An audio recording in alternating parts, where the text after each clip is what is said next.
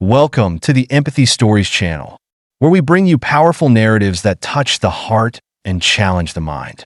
Today's story is a gripping tale of courage, betrayal, and justice as we follow Police Chief Marcus Tate in his fight for dignity and accountability. Stay tuned. Marcus Tate adjusted his rearview mirror and sighed as the late afternoon sun bathed the winding South Carolina countryside in a golden glow. His car, a sleek, meticulously maintained sedan that he'd spent years saving for, glided effortlessly down the empty road.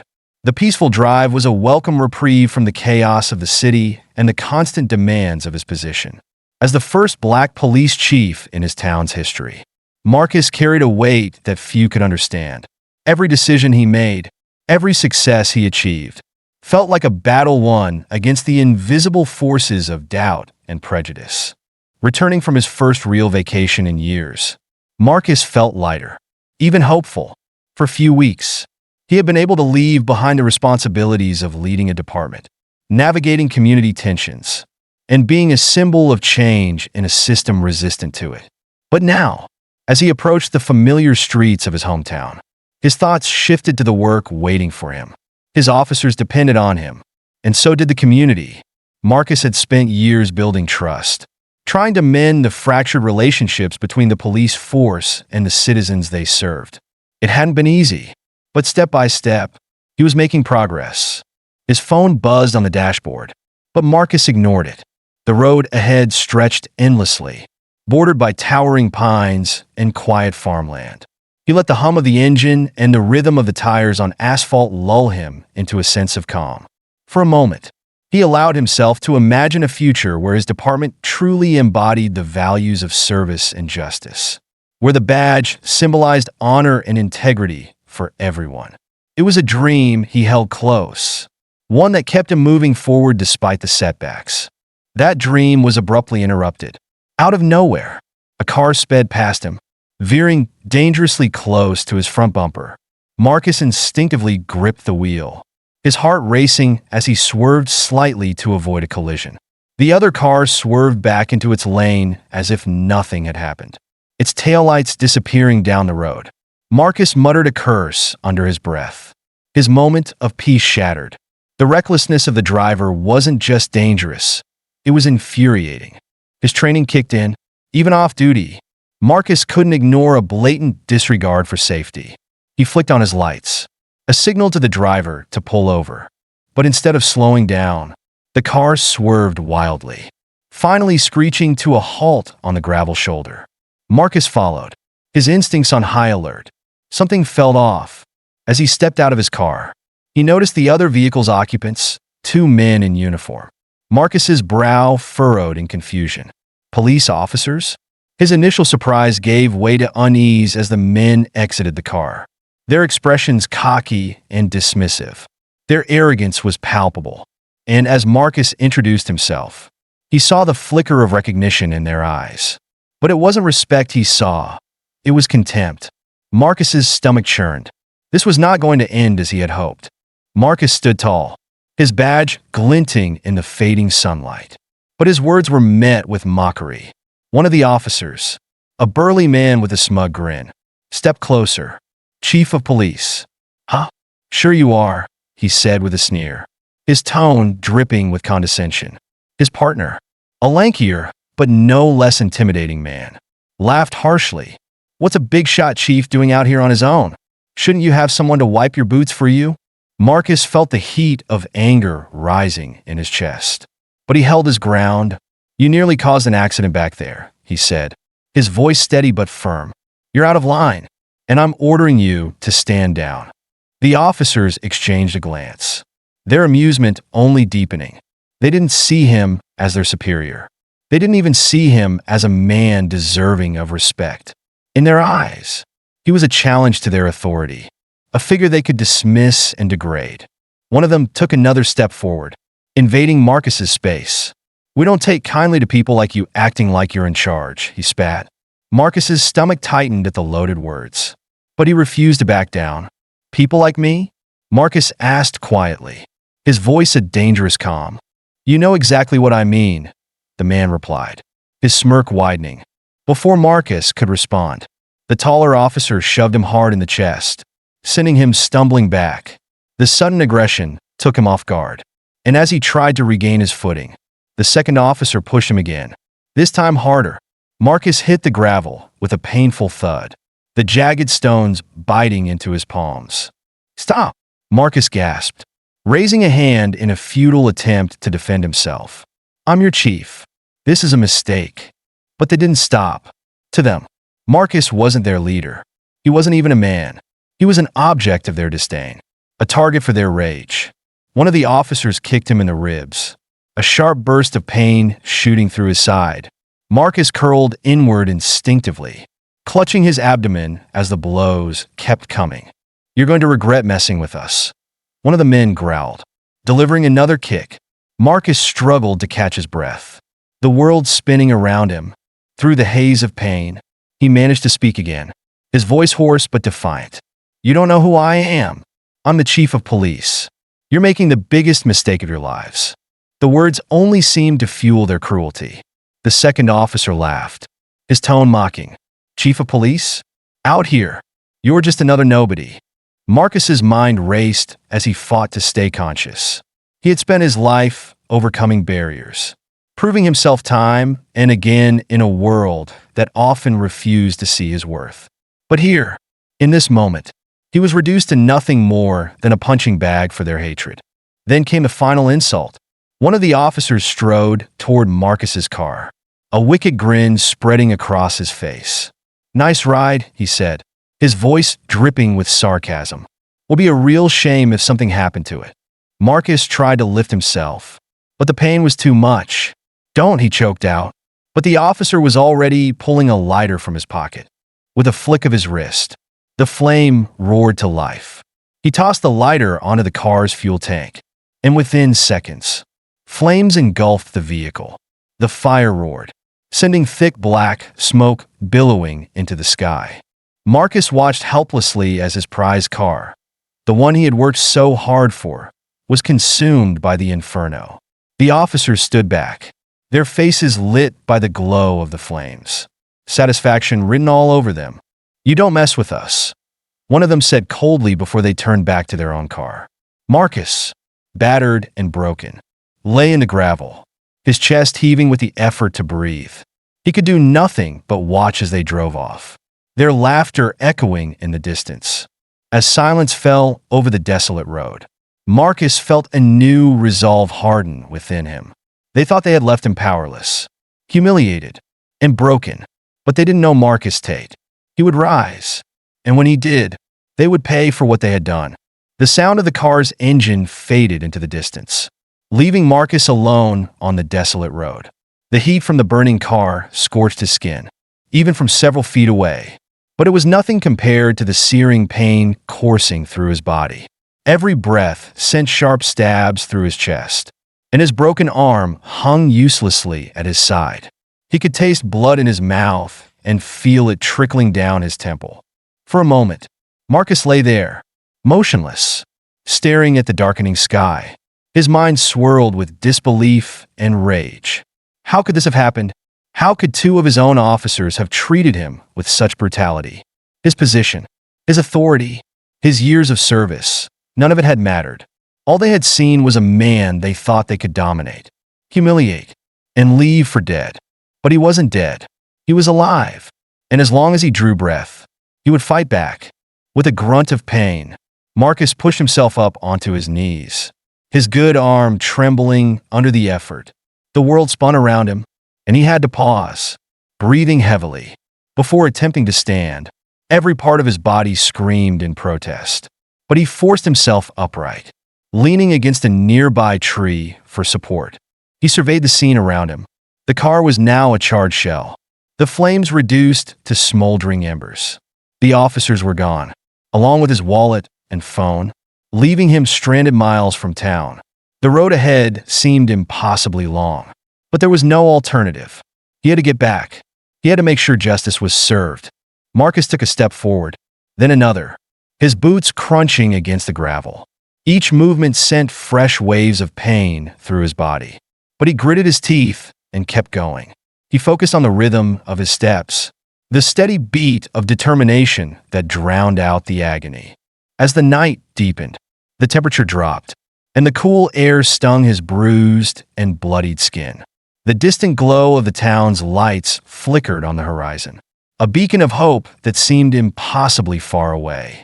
Marcus pressed on, his breath shallow and labored. He stumbled frequently, his legs threatening to give out.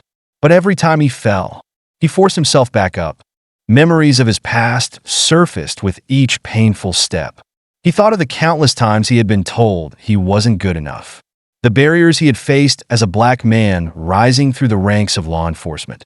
He had endured sneers, doubts, and outright hostility, but he had persevered, determined to prove that he could lead with integrity. And now, after years of dedication, this was the thanks he received. The thought stoked the fire in his chest, giving him the strength to push forward. He wasn't just walking for himself. He was walking for every person who had ever been underestimated, mistreated, or dehumanized. He was walking to prove that they wouldn't win. Hours seemed to stretch into eternity. The town's lights grew brighter, but his progress felt excruciatingly slow. His body was on the verge of collapse, and every step felt like it could be his last. Yet he refused to stop. His survival depended on it. Finally, after what felt like an eternity, Marcus reached the outskirts of town. The sight of familiar streets and buildings brought a wave of relief. But he knew his journey wasn't over yet. He needed to reach the police station. He needed to confront what had happened and take control of the situation. The last few blocks were the hardest. Marcus leaned heavily against lampposts and walls, his vision blurring from exhaustion. People on the street stared at him, their faces a mix of shock and concern. But he ignored them. He couldn't afford to stop. When he finally reached the police station, he paused at the entrance, summoning the last reserves of his strength. The brightly lit building loomed before him, a stark contrast to the darkness of the road he had just traveled. With a deep breath, he pushed open the door and staggered inside. The officers in the lobby froze at the sight of him. Marcus must have been a shocking sight, his uniform torn and bloodied, his face swollen and bruised, his arm hanging limply at his side. For a moment, there was silence, and then one of the officers sprang to his feet. "Chief," the officer exclaimed, rushing toward him. "What happened?" Marcus waved him off, his voice hoarse but resolute. "I need every available officer," he said. "Now!" The urgency in his tone left no room for hesitation. The officers scrambled to follow his orders. And Marcus, with a steely determination, made his way toward his office. Each step was a battle, but he didn't falter. He had a mission to complete, and nothing, not even his battered body, would stop him. As he sank into the chair behind his desk, his vision blurred with pain and exhaustion. Marcus knew one thing for certain. The men who had done this to him would face justice. They thought they had broken him, but they were wrong. He wasn't broken, he was just getting started. Marcus sat in his office, battered and bruised, the pain from his broken arm and cracked ribs almost unbearable.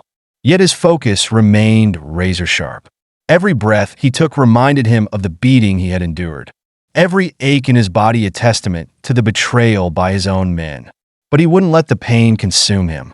He had work to do, and justice to deliver. The police station buzzed with activity as his senior officers scrambled to follow his orders.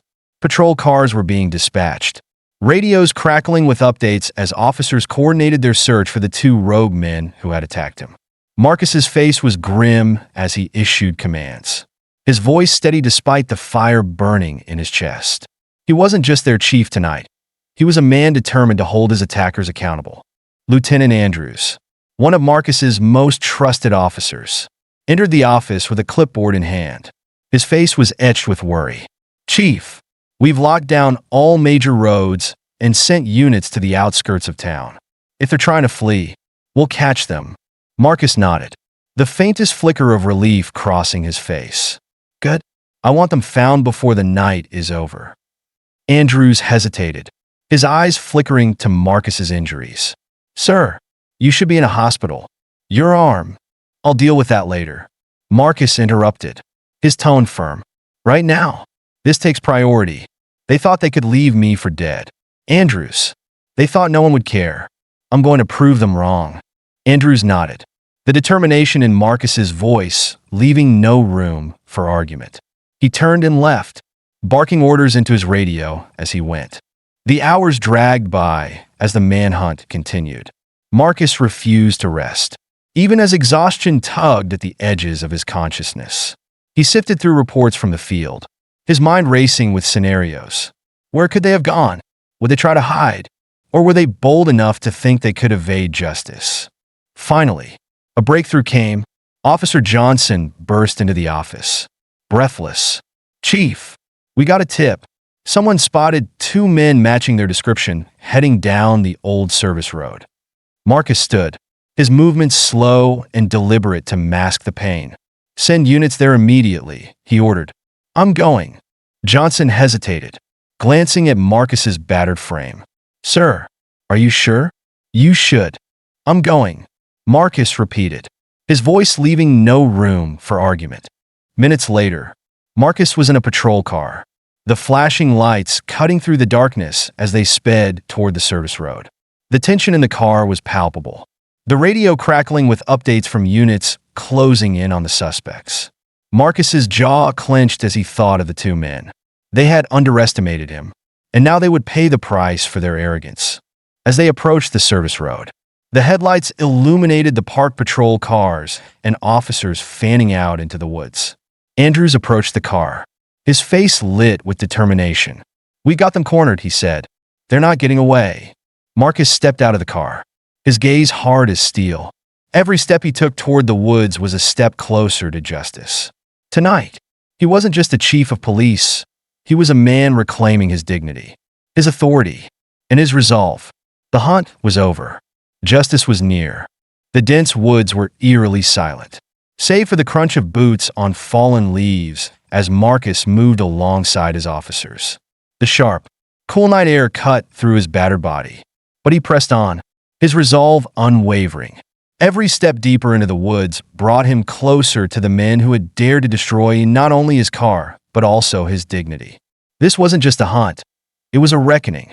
"Chief," Lieutenant Andrews said, his voice low but firm. "They're holed up in a small clearing up ahead. We got them surrounded." Marcus nodded, his expression as unyielding as the steel badge pinned to his torn uniform. "No one fires unless I give the order. I want them alive." As they neared the clearing, the glow of flashlights illuminated two figures crouched in desperation. Marcus recognized them immediately, their postures no longer cocky, but hunched, faces pale with fear. The arrogance they had shown earlier had evaporated, replaced by the terror of facing the consequences of their actions. "Put your hands up," an officer barked. Guns were drawn, and the suspects hesitated for a moment before slowly raising their hands, knowing they were outnumbered and cornered. Their faces were a mix of fear and disbelief as they spotted Marcus stepping into the clearing. He stood tall despite the pain, his presence commanding the scene. "You thought you could leave me for dead," Marcus said, his voice cold and measured. "You thought no one would hold you accountable. You were wrong." One of the officers, the taller of the two, stammered, "Chief, we didn't know." "Enough," Marcus interrupted, his tone slicing through the dark like a blade. "You knew exactly what you were doing. You just didn't think I'd survive to tell the story." The silence in the clearing was deafening. The officers who had come to capture the suspects stood in quiet solidarity, their faces hard with anger and disappointment. They had seen their leader's injuries. They had heard his orders. And now, they were witnesses to his unshakable resolve.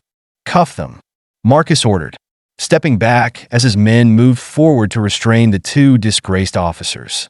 Neither resisted, their bravado shattered, their futures ruined. The sound of the cuffs snapping into place was as satisfying as a final verdict in a courtroom. Back at the station, Marcus stood in the briefing room, addressing his entire department. The two former officers stood in shame, their heads bowed. Marcus's voice was steady, carrying the weight of his pain and his determination. "This department is built on trust, justice, and service. When those principles are violated, We all suffer. These two men forgot what it means to wear this badge. Let this be a lesson. No one is above accountability. As the officers led the disgraced men away, Marcus allowed himself a brief moment of satisfaction. Justice had been served, but his mission was far from over. This was just the beginning of the changes he would bring, ensuring such betrayal would never happen again. Thank you for joining us on this journey of resilience and justice. Chief Marcus Tate's story reminds us of the strength it takes to stand up against betrayal and fight for what's right. If this story inspired you, please like, share, and subscribe to our channel for more impactful tales. Your support helps us continue sharing stories that matter. Until next time, stay empathetic and stay strong.